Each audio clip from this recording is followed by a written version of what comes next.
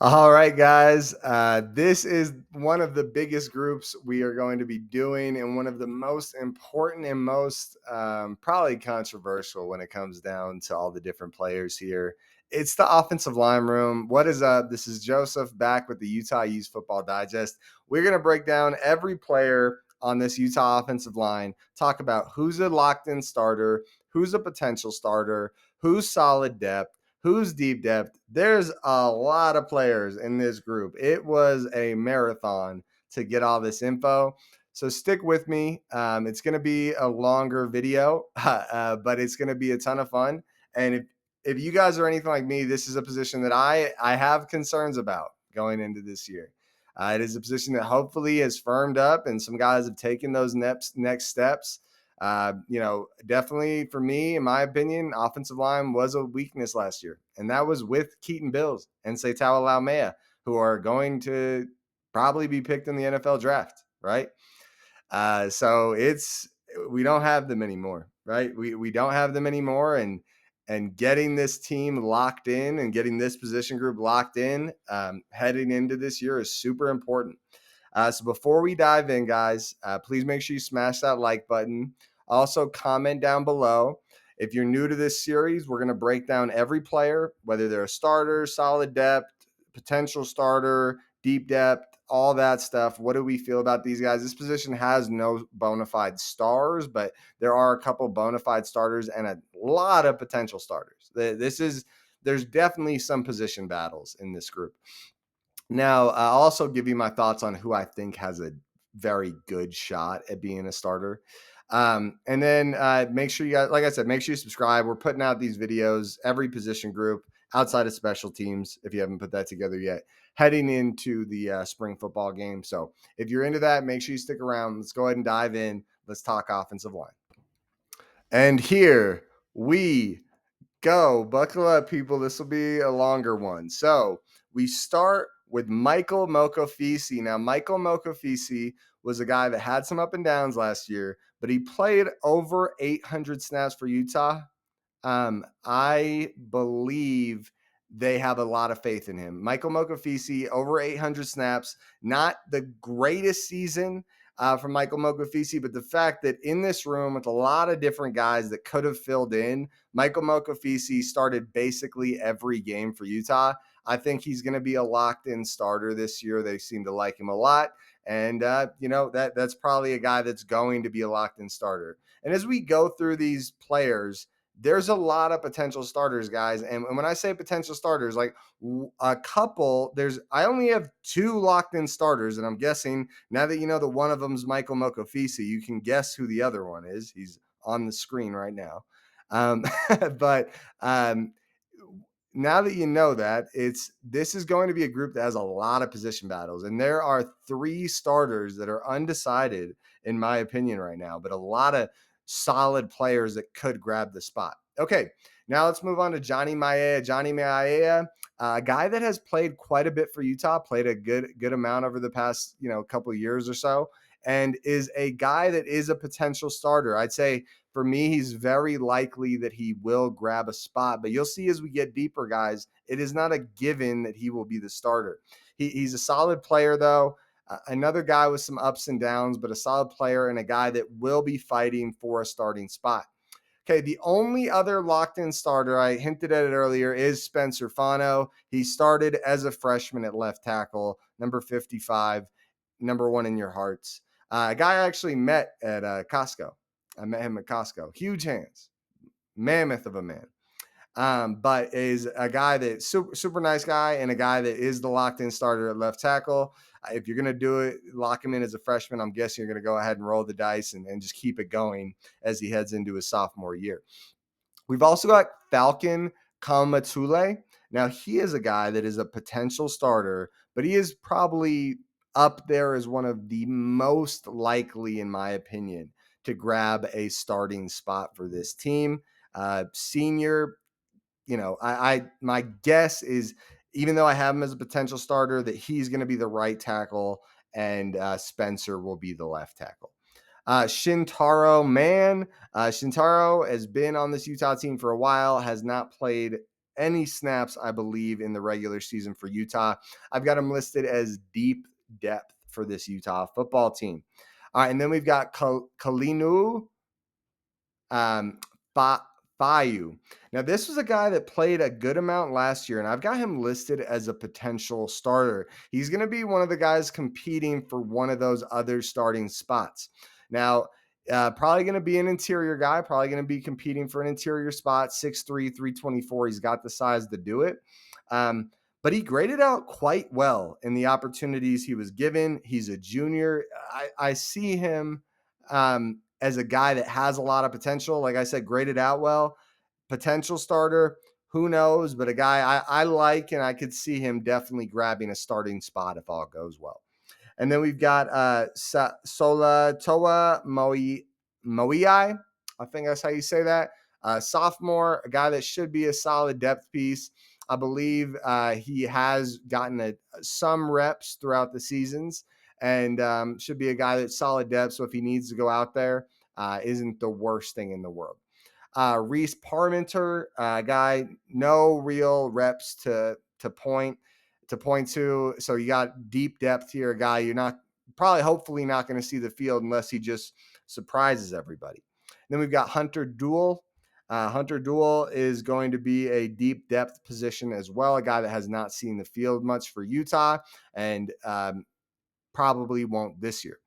Jaron Kump. Now, Jaron Kump is another potential starter, 6'5", 314 pounds, a guy that has been rotated in the past as a starter for Utah, and a guy that I actually really like.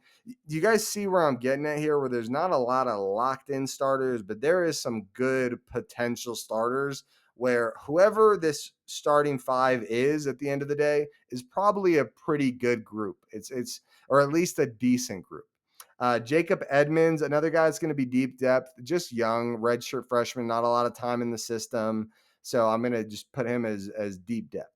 Isaiah Thompson, another guy that's deep depth, has not played much for Utah and is a redshirt freshman, new to the system. Not a ton of hype coming in. So the next guy, though, Caleb Lomu. Caleb Lomu, solid depth. I don't have him as a potential starter, though he could be. I've got him as a guy where it's okay, let's let him continue to learn. He had a lot of hype coming in, 4-star prospect, a guy I liked a lot. There's no need to start him right away or have him fight for a starting spot right away. Let's keep him as a solid depth guy and a guy that I would not hate to see start and probably would not be a complete liability if he started. And could even flash, right? And this next guy is going to be in the exact same bucket, Isaiah Garcia, Corner Canyon High School, a guy that is someone we do expect to be a future keystone of this program, just like Caleb Lomu, another 4-star offensive tackle, good player in Isaiah Garcia, but a guy you don't want to see the field as a freshman. It's not ideal to have freshmen starting on offensive line. Next, we got Tanoa Togiai. Tanoa Togiai is a guy that did fill in quite a bit last year, got some reps last year, did not look terrible doing so. 6'6", 320 pounds, mammoth of a man. Potential starter. He is a guy that did decent last year, had his ups and downs, but did decent last year. Got some reps. They obviously trust him enough to fight for a spot, and would be a guy that potential starter that I would not be shocked if he was able to grab one of those starting spots. Keith Olson is the next guy. Keith Olson is a guy that's been in the system for a couple of years. You can see he's a sophomore there. Really good film coming out of high school, 6'6", 309, and a guy that I would like to see hopefully get there one day.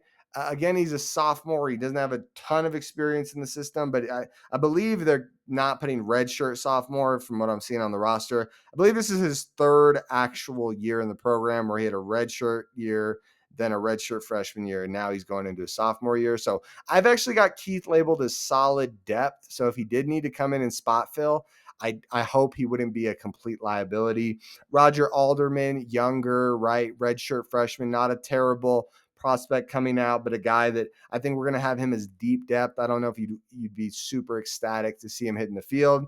Ziru Williams is another guy I've got at deep depth. just not a ton of hype for the kid. He's big, but they haven't given him many reps since he came, so I don't see him being much more than deep depth this year. Um, Now we've got Alex Harrison. So Harrison is solid depth. Now 6'4", 306, a guy that's played a little bit. He's a junior, been in the system a while. So if he did need to come in and spot fill, that would not be the worst thing in the world. So that is Alex Harrison, and that rounds out the offensive line room for Utah. All right, guys. So that is the offensive line room for Utah. Excuse me, a ton of players, a ton of talent. And like I said, there's only two guys that I have locked in as starters, and that's going to be Michael Mokofisi because he played 800 snaps last year. That's a veteran. That's a guy they're probably going to want in the starting lineup. And then we've got, what's his name? Spencer Fano, a big time prospect coming out, started at left tackle all last year. You've got to imagine he's taken some steps to get better. It wasn't the greatest year in the world, not terrible either, but definitely there were some rough games in there for Spencer Fano.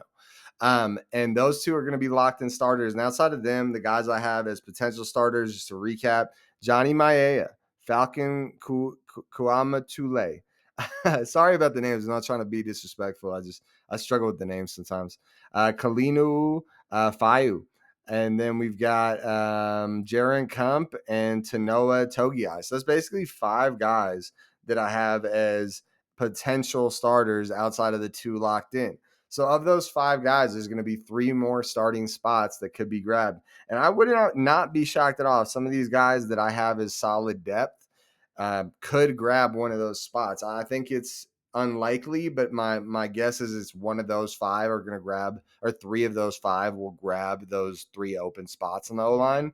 But I think the exciting thing about that is we have 7 good players or like decent offensive linemen. So we'll have 2 like good backups, and then we'll have another, 1, 2, 3, 4, 5 guys that I have as solid depth to where if we needed them.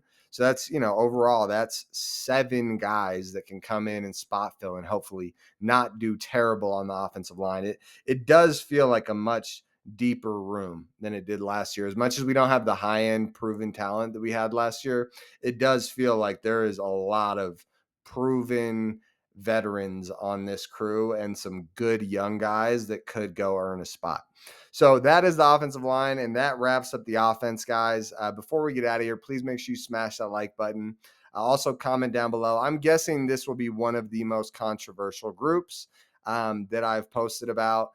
I want to know your thoughts. What do you think about the starting 5? Who are they? Do you agree with who I have as starters, potential starters, solid depth, and deep depth? I want to know your opinions. And maybe there's something I'm missing. Honestly, I've been going through so many damn players. I've made so many recruiting videos on these guys that I could be missing information. But most of all, make sure you guys subscribe. We got the defense coming in next week. We're going to break down every position group, and we've been doing this project heading into the spring game. So I hope you guys are appreciating the videos. Outside of that, I am out of here, and go Utes.